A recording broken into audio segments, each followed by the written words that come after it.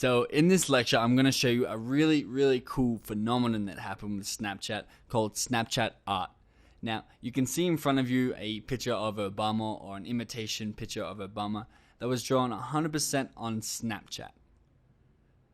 Although it doesn't look amazing, what the phenomenon is because the tools on Snapchat are so limited, some of the art there that people create, businesses create, are really incredible and they get shared a ton just because they have limited tools and they create something really effective. So I put together about 6 or 7 cool Snapchat art designs designed by both personal and business accounts in order to, one, have fun with their own account, and also to try and get people to share their pictures and accounts and therefore pick up more followers for their own accounts. So I highly recommend, if you have an artistic side or if you know somebody in your company who does, give them your Snapchat and ask them to create something really cool and then share it and see how it goes.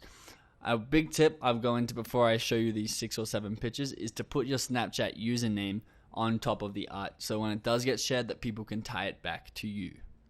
So Obama is a really cool first one, and this was during the time of the elections. Second one, here's one from Chase. Here's one from just a personal account. They've done a really cool little intricate skeleton with lots of shading.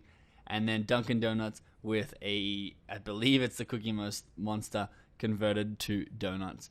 All look really cool and really professional and really invite people to share them. I mean, that's how I found these pictures. I was Googling online Snapchat art for the best Snapchat arts to show you guys, and I came across these. So they do get out there online and they do spread.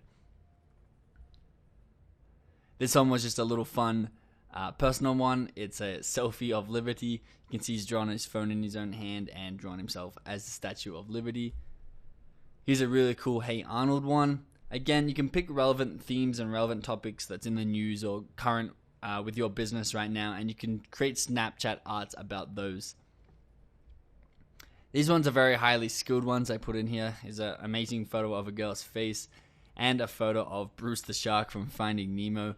Both of them really well drawn and very shareable. If you can create anything like this, I highly encourage it, although it is very hard. Just trying your best and using your artistic side to create something more funny, more like the Cookie Monster one, may be easier for you.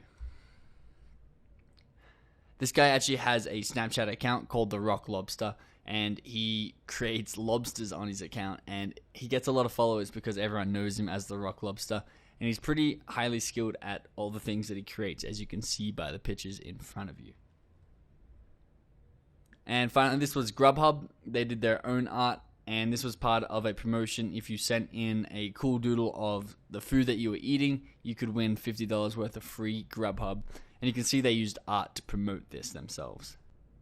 So if you are going to be doing art yourself, here's a little trick that gets you more colors on Snapchat. You can see the Snapchat color palette is always going to be on the right, but if you put your finger on the color you want and drag to the left, you're going to get different shades of this color.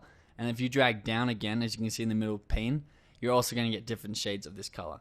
You can do it, and you can actually get a white color, which is not on the color palette, by dragging down and then to the top left of your screen.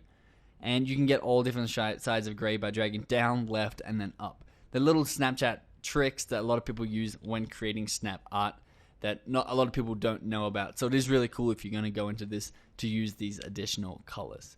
So get creative, use these for your businesses, and see how far you can get people to share them.